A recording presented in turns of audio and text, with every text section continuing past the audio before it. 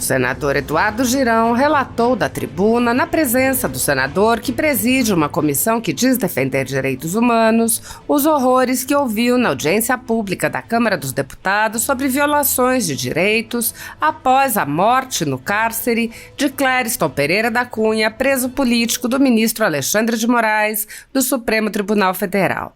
O senador relatou: estavam lá a dona Jane e as duas filhas adolescentes do senhor Clériston Pereira da Cunha, que foi um brasileiro vítima de um estado de exceção que hoje a gente vive no Brasil, onde a lei não é respeitada e a Constituição do país é vilipendiada diuturnamente. Estava lá a esposa do coronel Naime, a Mariana. Estavam lá outros familiares do Jorginho, que está em depressão profunda, porque, sem denúncia, muitos brasileiros continuam presos em prisão preventiva, num desrespeito flagrante ao direito à ampla defesa, ao contraditório, ao devido processo legal do país. E essa audiência pública foi marcante porque a gente tratou das violações dos direitos humanos após os atos do dia 8 de janeiro.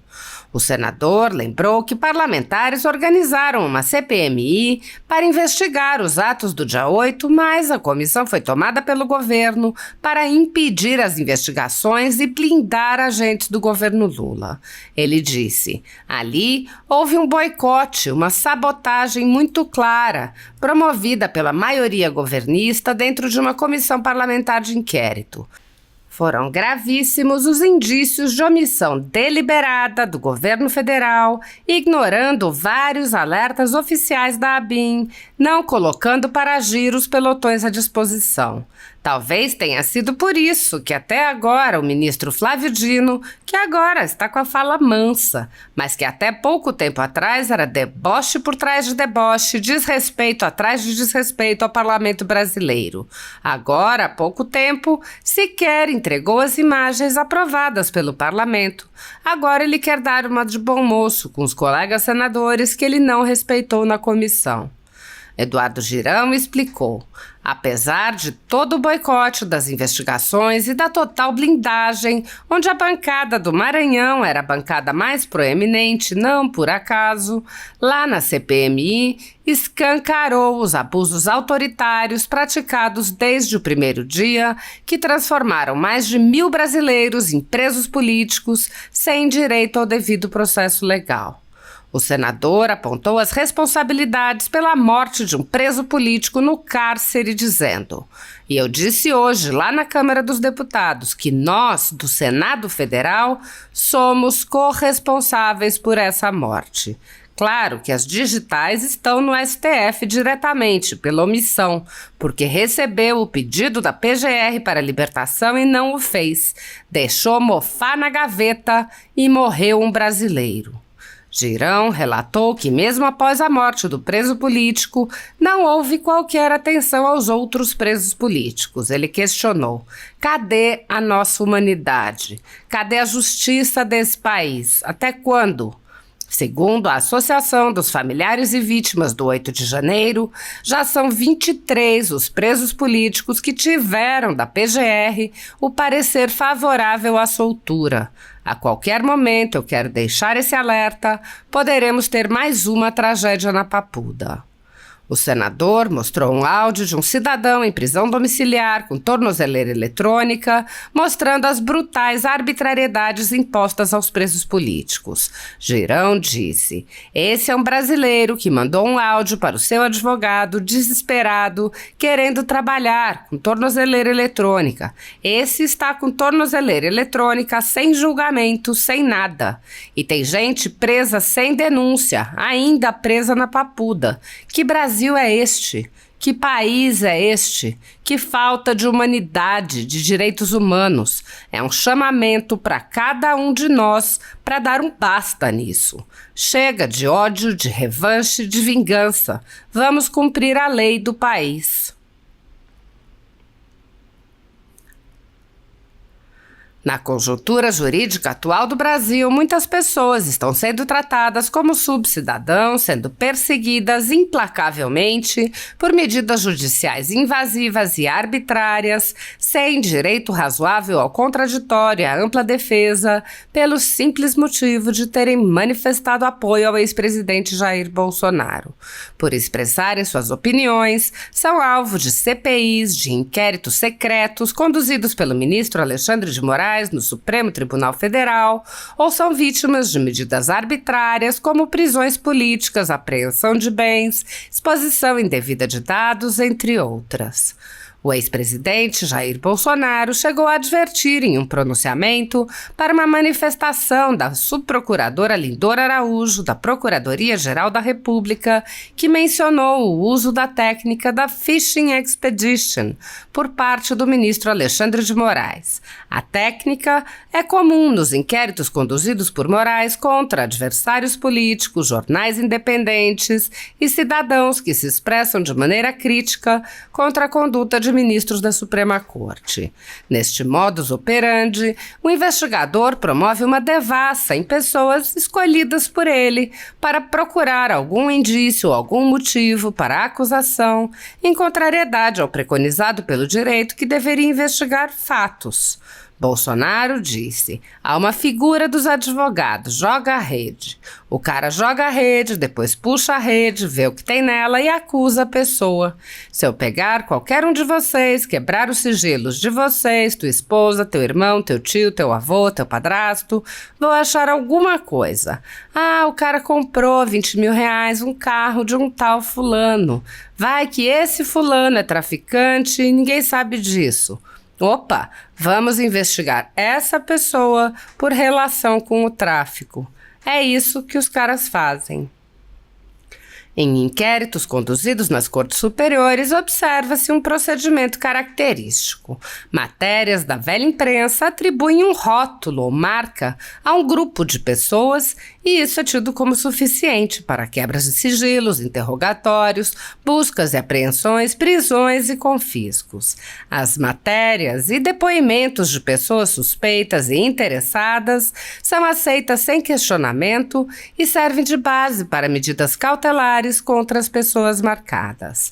Após promover uma devassa nas pessoas e empresas, no que é conhecido como Fishing Expedition, os dados são vazados para a velha imprensa, que então promove um assédio de reputações que dá causa a novas medidas abusivas.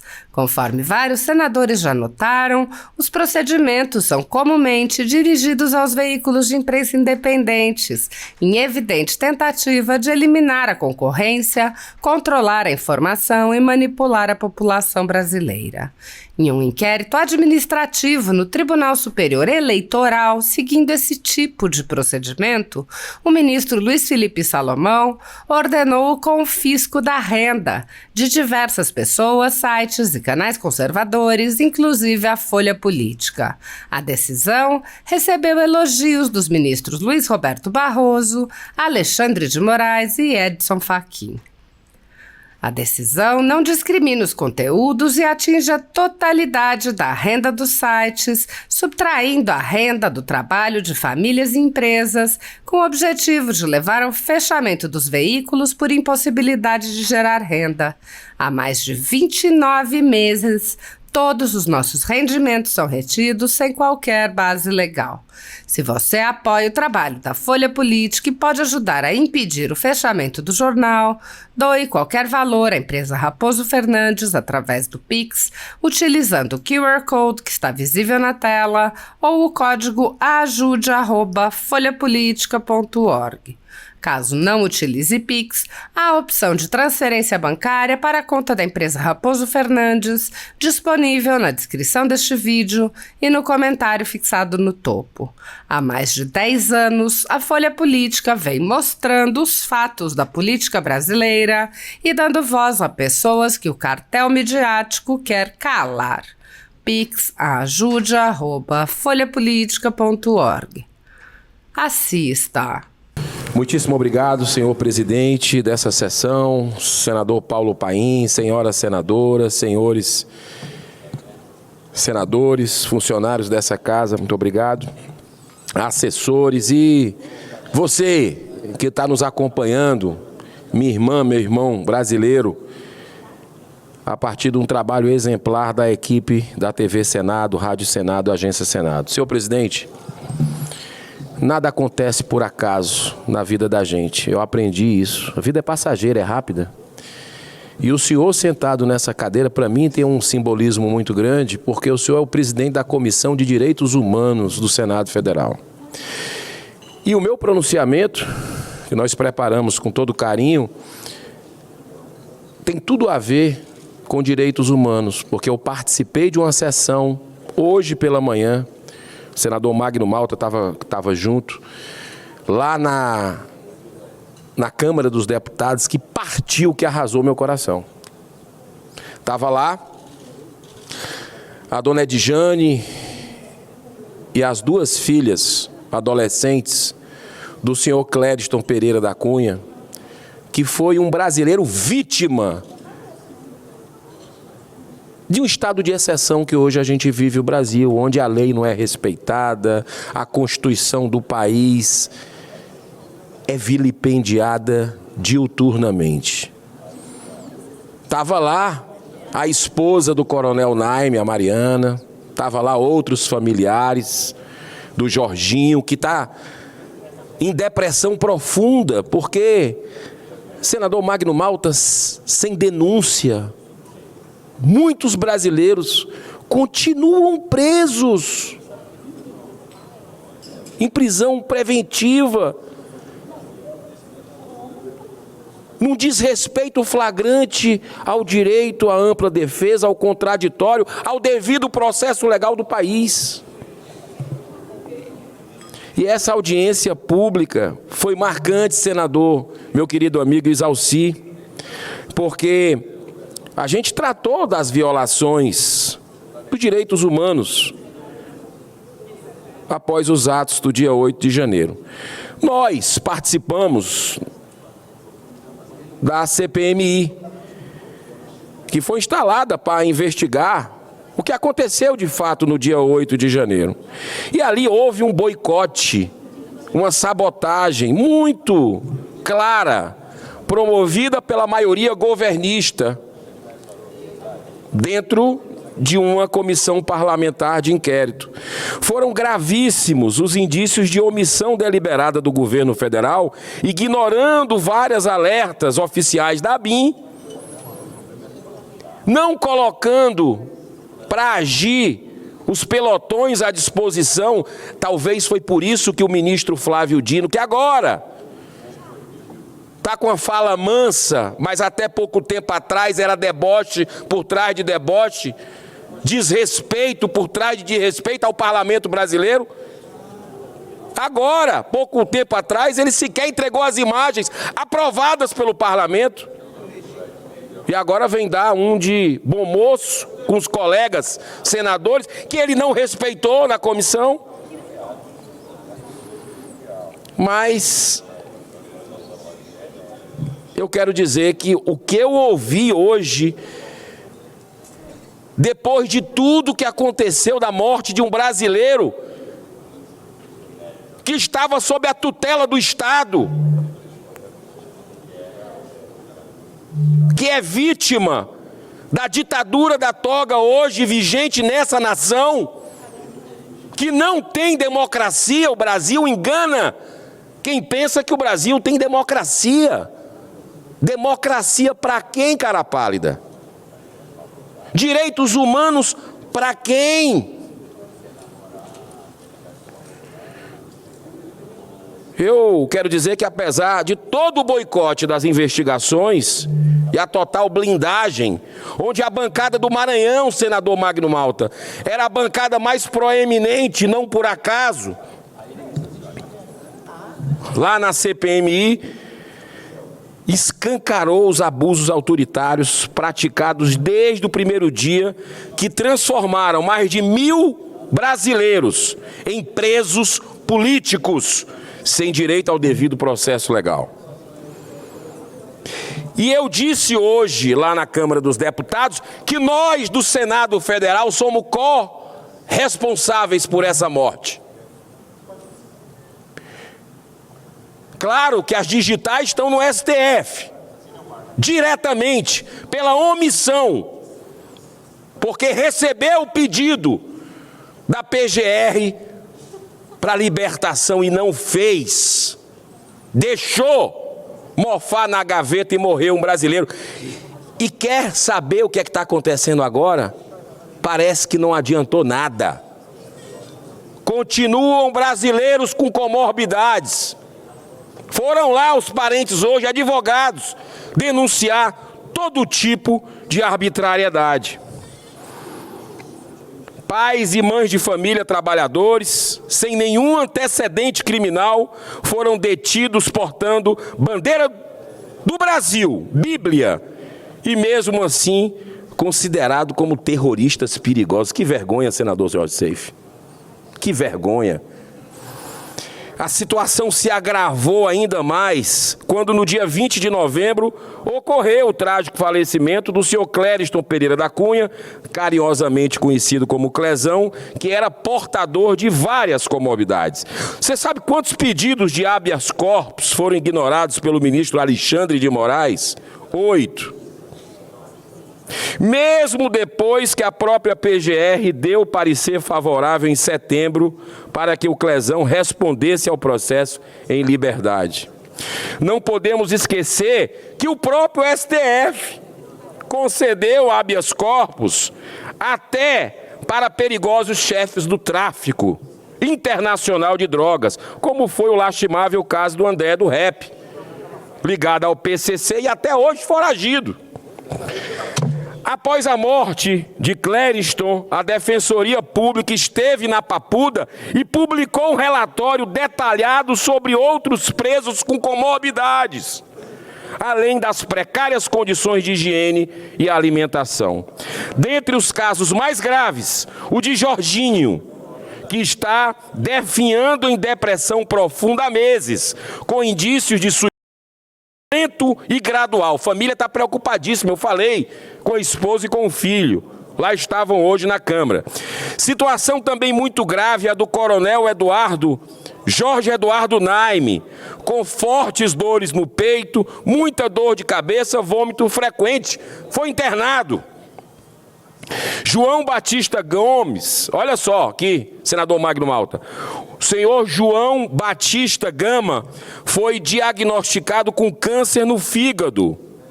Claudiomiro da Rosa tem estreitamento do uréter e necessita da utilização de uma sonda para poder urinar. Já teve várias infecções. Além desses casos, existem sérios casos sociais, como o de Robson, pai de 3 crianças, com 1, 2 e 4 anos de idade. Cadê a nossa humanidade? Cadê a justiça desse país? Até quando?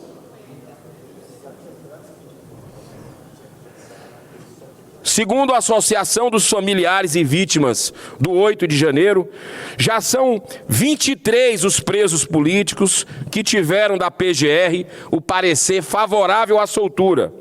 A qualquer momento, eu quero deixar esse alerta, a qualquer momento poderemos ter mais uma tragédia na Papuda. Fica aqui, mais uma vez, o clamor por justiça e respeito aos mínimos direitos humanos. Senhor presidente, eu trouxe aqui, né, esse assunto está afligindo o coração do brasileiro justo, independente de partido, se é de direita, de esquerda, de contra-governo, a favor de governo, é questão de humanidade. O brasileiro tem esse valor da humanidade, da compaixão muito forte no seu coração. E olha, as imagens, senador Magno Malta, que a gente pôde, que foi apresentado lá hoje, de chocar o coração. Aqui, peço se a câmera puder aproximar, nós temos aqui o filtro, que é um papel, aquele pano para coar a água que eles bebem. Olha como é que fica. A cor que fica, a comida com Aqui, tá aqui. Pedaços de rato, com caramujo, larva. É algo assim surreal. Eu vou, para encerrar, senhor presidente, não vou nem querer muita tolerância, eu sei que o senhor é muito benevolente, mas se o senhor me der mais um minuto, eu quero mostrar aqui um áudio real. A gente modificou um pouco o tom de voz, mas um brasileiro que está lá até hoje. Me ajude. Eu não estou vivendo.